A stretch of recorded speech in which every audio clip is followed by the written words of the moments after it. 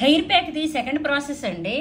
చూడండి, నీళ్ళు 100 ml నీళ్ళు 50 ml దాకా చేసుకోవాలి. ఇందులో నేను వేసినది గుంట కలవరాకు, లవంగాయలు, కాఫీ పొడి, మరి ఉసిరికాయ ముక్కలు. ఇవన్నీ 100 గ్రాములది 50 ml చేసుకొని ఇంకోటి ఈ ఇండిగో పౌడర్ అంది కలుపుకుంటాం అనమాట. వేడిని గోరువెచ్చగా చల్లారిన దాకా ఉంచి ఆ గోరువెచ్చగా అయిపోయిన తర్వాత చల్లారి పెట్టి ప్యాక్ అంది తయారు చేసుకుంటారు. సరేనా? 1 గంట గంటన్నర తర్వాత హెయిర్కి అప్లై చేసుకుంటారు. కానీ ఇలా కూడా చేయొచ్చు. మనం హెన్నా పెట్టుకొని దాని పై లేయర్ కూడా ఇది పెట్టుకోవచ్చు. కానీ అది ఎందుకంటే హెన్నా పెట్టుకున్న తర్వాత కలర్ వస్తుంది. హెన్నా పెట్టుకున్న తర్వాత మనకి రెడ్డీస్ కానీ కొంచెం బ్రౌనీస్గా కానీ వస్తుంది. యాక్చువల్లీ ఇండిగో పౌడరు ఎలా వస్తుందంటే నీలం రంగు వస్తుంది అనమాట.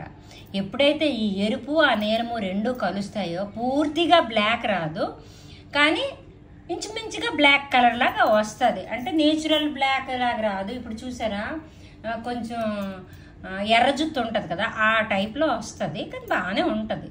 చూస్తారు కదా నేను ఇప్పుడు ప్యాక్ పెట్టుకున్న తర్వాత. ఒకటి, ఈ ఒక్క హెయిర్ కలర్ ప్రాసెసింగ్ చేయడానికి పెద్ద పెద్ద అలాగా నేను చెప్పడం బాగోదు.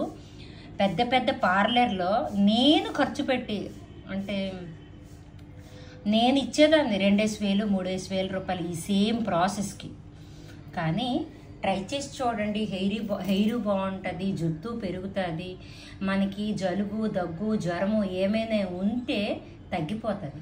కానీ అది అలవాటుగా మారాలి. ముందు కొంచెం ఒక 2-3 సార్లు ఇబ్బంది అవుద్ది, తర్వాత బాగానే ఉంటుంది. ఇదండి నెక్స్ట్ ప్రాసెసింగ్. ఇగోండి, ఇది నీలి మందు పొడి అంటారు. ఇగో ఇండిగో పౌడర్ అనమాట. ఇది కూడా ఎలా ఉంటుందో చూపిస్తాను. ఓపెన్ చేస్తాను.